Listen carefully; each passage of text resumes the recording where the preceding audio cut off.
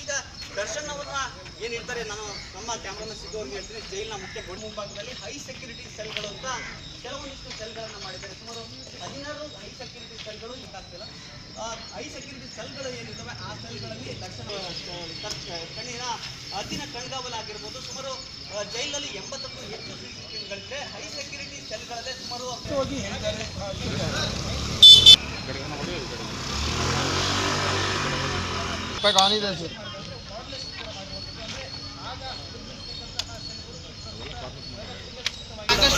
ಅಭಿಮಾನಿಗಳು ಕೂಡ ಇರುವಂತದ್ದು. ನಿನ್ನೆ ಕೂಡ ಸಾಕಷ್ಟು ಅಭಿಮಾನಿಗಳು ಬಳ್ಳಾರಿ ಸೆಂಟ್ರಲ್ ಜೈಲಿನ ಮುಂಭಾಗದಲ್ಲಿ ಬಂದಿರುವಂತದ್ದು.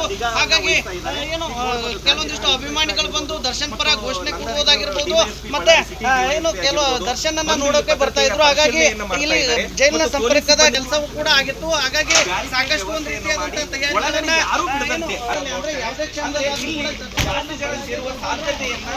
ಪೊಲೀಸ್ ಸಿಬ್ಬಂದಿಗಳು ಹೆಚ್ಚಿನ ನಿಗಾ ವಹಿಸುವುದರಿಂದ ನೋಡಿದರೆ ಗೊತ್ತಾಗುತ್ತೆ. ಅದೇ ರೀತಿಯಾಗಿ ಜೈಲಿನ ಒಳಗಡೆ ಕೂಡ ಎಲ್ಲ ದರ್ಶನ್ಗೆ ಬಂಧಿಸಲು ಬೇಕಾದಂತಹ ಎಲ್ಲಾ ಸಿದ್ಧತೆಗಳನ್ನು ಕೈಗೊಂಡಿದ್ದಾರೆ.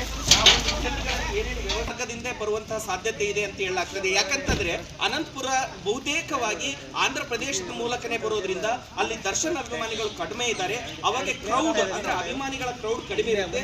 ಈಸಿಯಾಗಿ ಎಂಟ್ರೆ ಚಳಗುರ್ಕಿ ಹಗರಿ ಮಾರ್ಗವಾಗಿ ಅಂದ್ರೆ ಅಲ್ಲಿ ಕೇವಲ 20 ಕಿಲೋಮೀಟರ್ ಮಾತ್ರ ಕರ್ನಾಟಕ ಸಿಬ್ಬಂದಿಗಳು ಕೂಡ ಹೆಚ್ಚಿನ ನಿಗಾ ವಹಿಸುವುದನ್ನು ನಾವು ನೋಡ್ತೇವೆ. ಮತ್ತು ಯಾರನ್ನೂ ಕೂಡ ಅಂದ್ರೆ ಸಾರ್ವಜನಿಕರು ಇಲ್ಲಿ ಯಾರನ್ನೂ ಬಾರದಂತೆ ಅತ್ಯಂತ ಹೆಚ್ಚಿನ ಭದ್ರತೆ ಹೆಚ್ಚಿನ ಇವರು ಇದ್ರೆ ಸಾರ್ವಜನಿಕರಿದ್ರೆ ಒಳಗಡೆ ಕರೆತರೋದು ಕಷ್ಟ ಸಾಧ್ಯ ಆಗುತ್ತೆ ಎನ್ನುವ ಕಾರಣಕ್ಕಾಗಿ ಮುಂಜಾಗ್ರತೆ ಕ್ರಮವಾಗಿಯೇ ಈಗಿನಿಂದಲೇ ಭದ್ರತೆ ಒದಗಿಸುವಂತಹ ಕೆಲಸವನ್ನ ಅಧಿಕಾರಿಗಳು ಸಿಬ್ಬಂದಿಗಳು ಮಾಡ್ತಾ ಇದ್ದಾರೆ. ಮತ್ತು ಒಳಗೆ ಬೇಕಾದಂತಹ ಎಲ್ಲಾ ಸಿದ್ಧತೆಗಳನ್ನ ಈಗ ನೋಡ್ಬೋದು.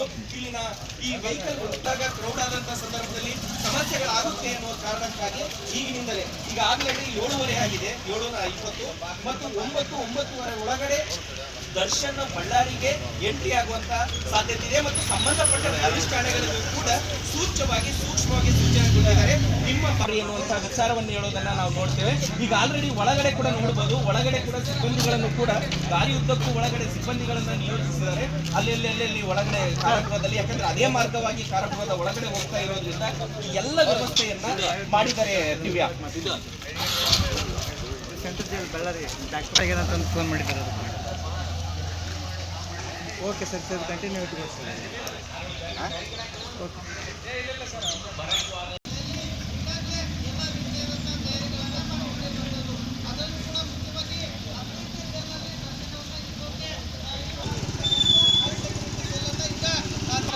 ಅಂದ್ರೆ ಈಗಾಗಲೇ ಬಳ್ಳಾರಿ ಜೈಲಲ್ಲಿ ಇರತಕ್ಕಂಥ 380 ಕೈದಿಗಳು ಅಂದ್ರೆ ಅವರ ಯಾರು ಸಂಪರ್ಕಕ್ಕೂ ಕೂಡ ದರ್ಶನ ಇರೋದಿಲ್ಲ. ಬಸ್ಗಳನ್ನ ಖಾಲಿ ಇಡಲಾಗುತ್ತೆ. ಹೀಗಾಗಿ ಸಾಕಷ್ಟು ಒಂದು ರೀತಿಯಾದಂತಹ ಭದ್ರತೆಯನ್ನ ಈ ಒಂದು ಸೆಲ್ಗೆ ಏನು ವ್ಯವಸ್ಥೆಯನ್ನ ಮಾಡಿರುವಂತದ್ದು. ಇನ್ನೊಂದು ಭಾಗವಾಗಿ ಏನು ಕಳೆದ 3 ದಶಕಗಳ ಹಿಂದೆ ನಿರ್ಮಾಣ ಆಗಿರುವಂತಹ ಈ ಸೆಲ್ನಲ್ಲಿ ಒಟ್ಟು ಈಗ 11 ಜನ ಕೈದಿಗಳಿರುವಂತದ್ದು. ಅದನ್ನು ಕೂಡ ಮಂಗಳೂರು, ಶಿವಮೊಗ್ಗ, ಬೆಂಗಳೂರಿನ ಪ್ರಮುಖ ಕೇಸ್ನ ಆರೋಪಿಗಳನ್ನ ದರ್ಶನ್ ಅವರು ಕೂಡ ತಯಾರಿಯನ್ನ ಮಾಡಿಕೊಂಡಿರುವಂತದ್ದು. ಹೀಗಾಗಿ ಆ ಒಂದು ಏನು ದರ್ಶನ್ ಅವ್ರನ್ನ ಇರಿಸುವಂತ ಒಂದು ಕೋಣೆ ಅದು ಯಾರು ಅಂದ್ರೆ ಬೇರೆ ಕೈದಿಗಳಿಗೂ